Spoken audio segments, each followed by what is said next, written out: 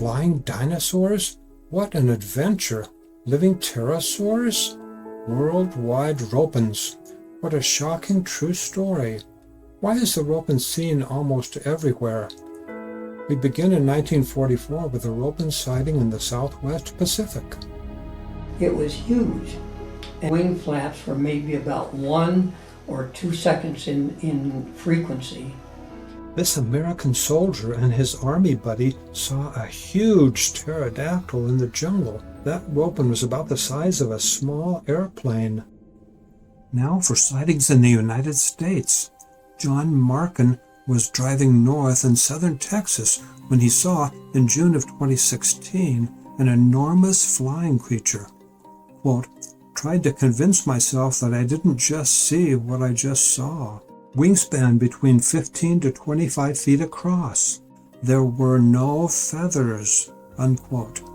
Why would one man see a huge pterodactyl in the Southwest Pacific in 1944, and 70 years later, another man sees a huge pterodactyl in Texas? Stay with us and find out.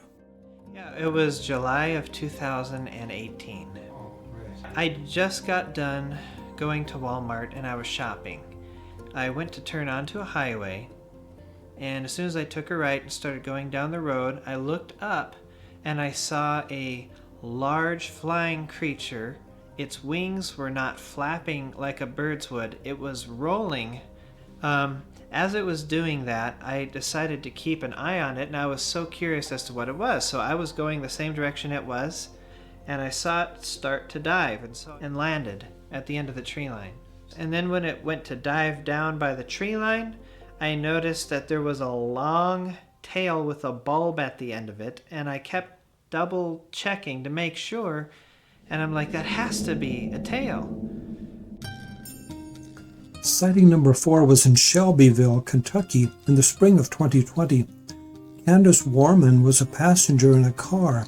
She later reported, quote, "I saw a very large shadow go over us, much bigger than the car we were in.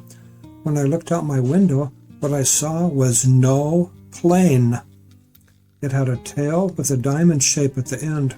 It was so big, it had no feathers." Why do people in the United States in the 21st century, while driving, see large pterodactyls? Actually, more pterodactyls were observed in the 20th century and were mostly seen while the persons were not driving. Kathy McNeil and her father in 1977 saw a featherless flying creature in Arkansas. In southern Louisiana in about 1994, Ryan Causey saw one with a wingspan of at least 15 to 20 feet.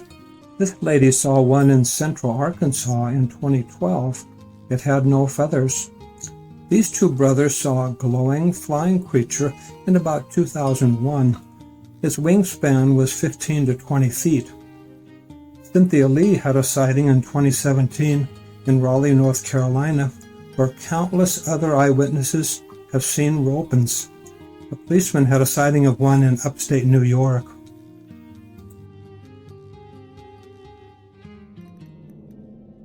Those were just a few of the hundreds of sightings people have had over the past 80 years. Sightings of ropens, large nocturnal, long-tailed, featherless flying creatures. Ropens are seen almost worldwide, so why is it seen almost everywhere? For thousands of years, ropens have been flying around the world, but because they are mostly nocturnal, most people never see one.